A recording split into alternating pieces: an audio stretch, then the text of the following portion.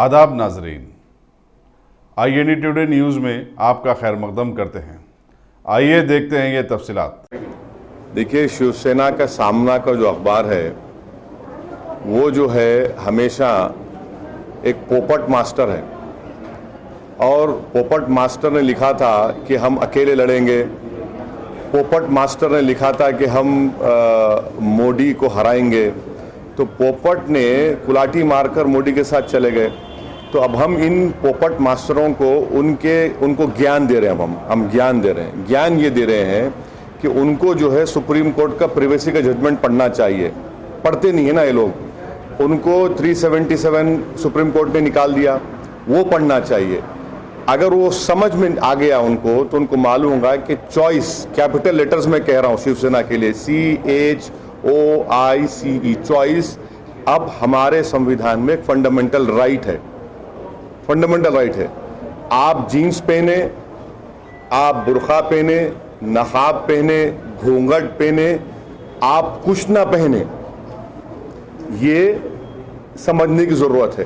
क्योंकि शिवसेना ने कुलाटी मारकर जो मोदी का हाथ पकड़ लिया, तो पॉलिटिकली उनके पास अब कुछ छुपाने को है ही नहीं, तो इसीलिए ये बकवास कर रहे हैं। तो ये कॉन्स्टिट्यूशन में इसकी इजाज़त है। रहा सवाल कि दूसरे कंट्रीज़ का, मुझे दूसरे कंट्रीज़ के बारे में कुछ कहने की ज़रूरत नहीं है, क्योंकि हिंदुस्तान का संविधान, हिंदुस्तान के सुप्रीम कोर्ट जजमेंट्स वो लॉ हैं जो शिवसेना पोपट नहीं समझ सकती है। दूसरी बात, मैं इलेक्शन कमीशन से रिक्वेस्ट करूंगा कि इनके इस आर्टिकल को वो इमीडिएटली इसका नोटिस लें, और ये मॉडल कोड ऑफ कंडक्ट का वायलेशन है, MCC का ग्रेव वायलेशन है, और ये पूरे मुल्क में नफरत फैलाने की कोशिश कर रहे हैं मुस्लिम खवातीन के खिलाफ और मुसलमानों के खिलाफ। तो इलेक्शन कमीशन को फौरन इसका नोटिस लेना चाहिए। थर्डली, ये पेड न्यूज़ में आता है, ये पेड न्यूज़ में आता है।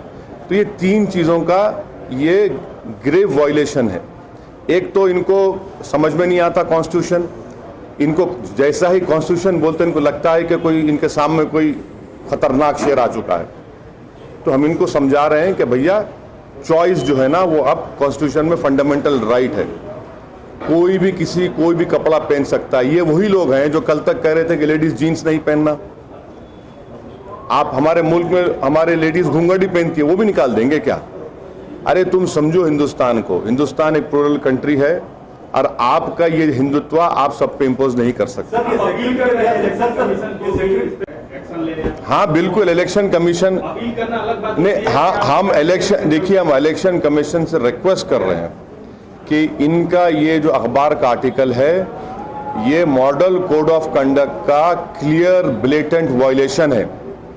ये पेड न्यूज़ में भी आता है, इसलिए कि जहां पर अभी कंट्री में कोड ऑफ कंडक्ट नाफिज है, और सुप्रीम कोर्ट के जजमेंट्स के लिहाज से चॉइस एक फंडामेंटल राइट है।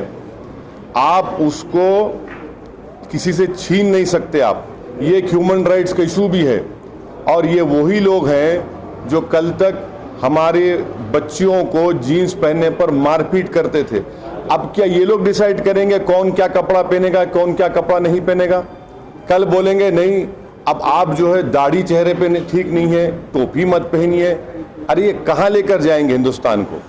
लेकिन दूसरी तरफ सिक्योरिटी का इशू भी कहा जा रहा है। जैसे श्रीलंका में हुआ है, श्रीलंका में बैन किया गया, हवाला देते हुए कह रहे हैं कि सिक्योरिटी का भी इशू है। हाँ, तो साध्वी प्रज्ञा ठाकुर क्या पहनी हुई थी?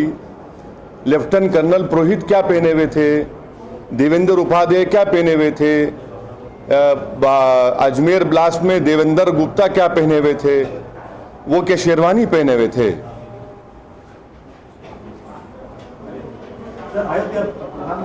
So before that, in English, if you can answer the same thing. Samna said that in Ravan's Lanka, if burqa can be banned, why isn't it happening in Ram? तो ये इलेक्शन कमीशन के पास हर रोज complaints जा रहे हैं, एक party के दूसरे party के खिलाफ। तो ये जो माहौल आप देख रहे हैं 4 चरण में, और आने वाले इसमें क्या हो सकता है?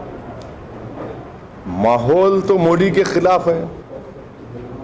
माहौल तो बहुत खिलाफ है।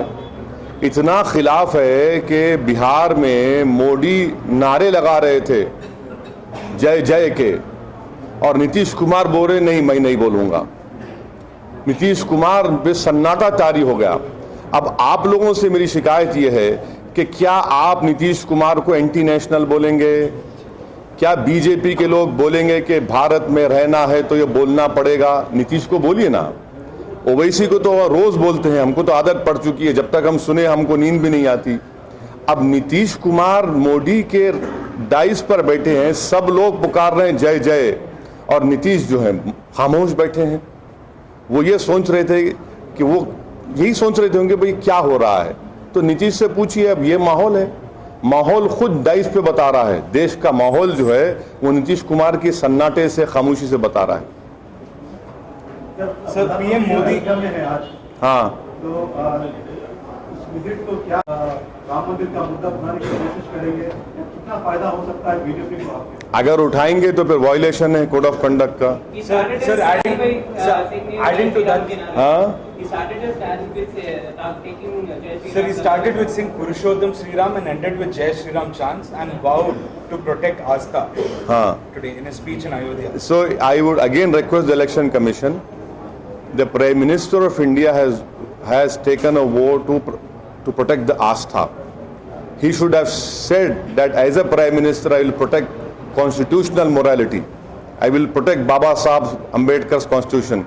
But when Modi talks about Astha, it is nothing but the Hindutva ideology.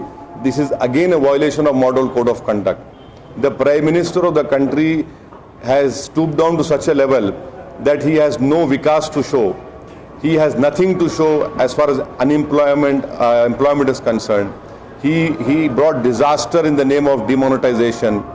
You know, he despite sleeping for only 4.5 hours, Pulwama happened. Now Modi talks about Astha. This again is a clear violation. Had I talked in such a way, had I started my speech by saying Nare Takbir Allahu Akbar, had I said कि Islam के नाम पर vote दो, what would have happened? Skies would have fallen by now. Because Modi is so holy nowadays that because he's holy, no one wants to do anything to him. But in the eyes of the people, by using such language, it clearly shows his frustration, and I hope and expect that the Election Commission will take note of it and issue him a notice, and the concerned DM should send that copy of his speech to the Election Commission. What about a clean change of his recent Wayanad speech that you are talking about? Well, the Varda speech, I was more concerned about what he said about terrorism, that one religion cannot indulge in terrorism. He was basically hinting that only this religion has never indulged, the other religion is indulged. You know, that should have been taken note of. Unfortunately, that part of his speech was not taken note of, which I felt was a deliberate attempt to create polarization. But the Election Commission has given... That is for Election Commission to decide.